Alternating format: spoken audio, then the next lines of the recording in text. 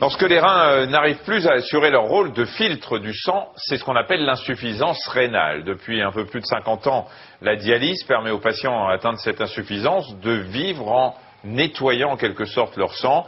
Aujourd'hui, on va revenir sur les progrès de cette technique médicale qui améliore le quotidien de plus de 30 000 personnes en France. On va parler d'abord des reins. Les reins sont de la taille à peu près d'un poing serré et ont la forme d'un haricot. Ils jouent un rôle absolument essentiel. Regardez ici sur cette image de bassin de face, vous voyez ici, là ces reins qu'on va grossir un petit peu pour que vous voyez bien leur forme, vous voyez effectivement en forme de haricot. Ils sont chargés d'éliminer en permanence les déchets produits par l'organisme et également l'eau qui est présente en quantité excessive. Chaque minute, environ 1 litre de sang, soit le 5e de tout notre sang, entre dans les reins où il va être filtré par plus d'1 million de petites unités qu'on appelle les néphrons et qui sont situées, regardez ici on a coupé un rein, qui sont situés dans ces petites structures. Voilà, c'est là-dedans que se trouvent ces néphrons. Mais ce système de filtration est très fragile et il peut être altéré par de nombreuses affections comme le diabète, l'hypertension artérielle ou encore la polykystose rénale. C'est une maladie héréditaire caractérisée par la présence de nombreux kystes dans les reins. Et à ce moment-là, quand les reins cessent de fonctionner, les déchets, les liquides vont s'accumuler anormalement dans l'organisme. À terme, c'est un véritable empoisonnement par l'intérieur.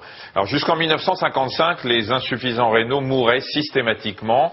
La possibilité de remplacer les reins par une machine, cette dialyse donc, a véritablement révolutionné la prise en charge et surtout l'espérance de vie des malades. C'est un système particulier qui va recueillir le sang du malade, va le filtrer et va ensuite le réinjecter dans le corps. Larbi, 32 ans, a découvert la dialyse en décembre dernier. Géraldine Zamanski et Claire Feinstein l'ont rencontré. Quand il est arrivé ici cet hiver, Larbi était tout simplement épuisé. Des insomnies, des vomissements, des jambes gonflées au point d'avoir du mal à marcher, tous les symptômes d'une aggravation brutale de l'état de ses reins. Ça n'a pas été flagrant en fait, cette insuffisance rénale n'a pas été... les effets n'ont pas été immédiats. Il faut vraiment que ça rentre dans le quotidien, que ça vous empêche de faire ce que vous faites habituellement, pour que vous compreniez en fait finalement que c'est assez urgent. 30% environ des patients arrivent à un stade très évolué, très avancé et nécessitent une prise en charge en urgence en dialyse. L'insuffisance rénale étant une maladie souvent insidieuse, donc ils ne se rendent pas compte du tout de son évolution et jusqu'au jour où on leur découvre que leur état nécessite une prise en charge urgente. Depuis 6 mois, Larbi doit donc faire une dialyse 3 fois par semaine. Préparez votre machine, elle est rincée. Pour être le plus autonome possible, il a appris à maîtriser la machine qui remplace ses reins défaillants. C'est pas très difficile. Même moi, j'ai pu apprendre, je ne suis pas très attentif, et j'en suis ravi. Et pour bien programmer ce rein artificiel, Larbi commence par se peser. Ce n'est pas un problème de graisse, mais d'eau, qui n'est plus évacuée par les reins. Les kilos en trop par rapport à son poids idéal doivent être éliminés par la machine.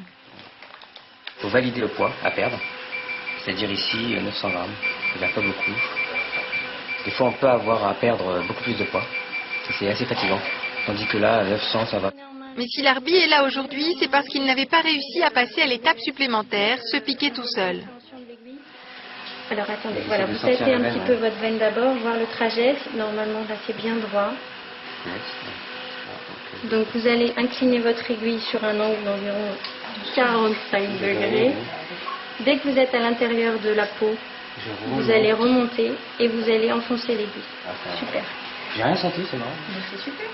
Et si Larbi n'a pas mal malgré la taille de l'aiguille, c'est parce qu'une petite opération a préparé sa veine en créant une fistule.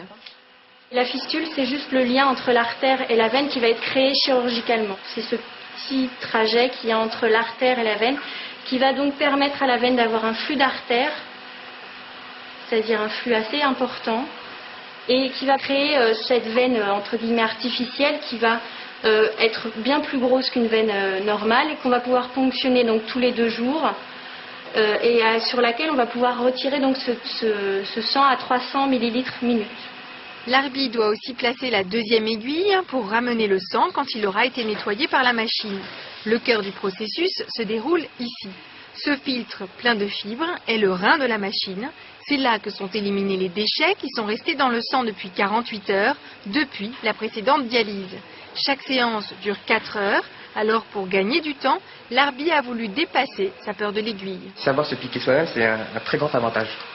Parce que on peut commencer la dialyse quand on veut. On installe la machine, dès que c'est fini, on n'attend personne.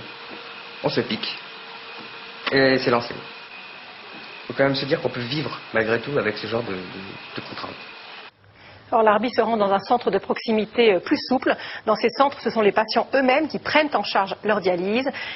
Les infirmières jouent donc un rôle central pour leur apprendre les gestes. Mais savez-vous qu'il existe un autre type de dialyse encore plus légère que ce qu'on vient de voir? Oui, sans machine et qui utilise une règle de physique simplissime. Quand on met du sel dans l'eau, les particules de sel vont migrer de sorte que le milieu va s'homogénéiser. La dialyse que l'on appelle péritonéale va utiliser ce principe. Elle va libérer les malades de l'obligation de se rendre en moyenne 3 fois par semaine dans des structures spécialisées, ce qu'on a vu. Contrairement au Royaume-Uni ou à la Suède, où 20% des dialysés le sont par cette méthode péritonéale, la France est à la traîne. Oui, cette technique ne concerne en effet que 7% des dialysés. Mais les différents gouvernements affichent la volonté de doubler ce chiffre. Pedro l'a tout de suite adopté. Il apprécie de pouvoir se débrouiller tout seul chez lui.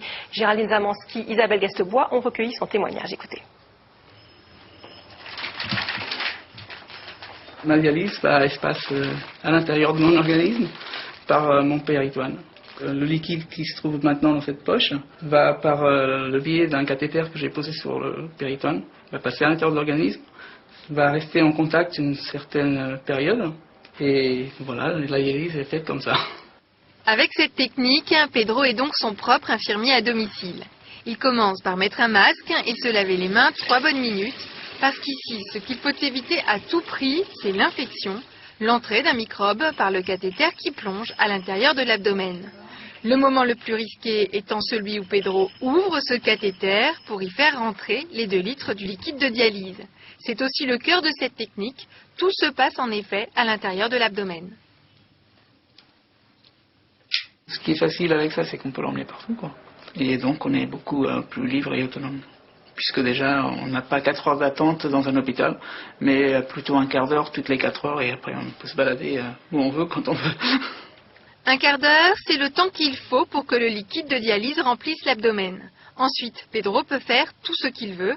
Pendant ce temps, le liquide va absorber tous les déchets de l'organisme qui passent à travers le filtre du péritoine.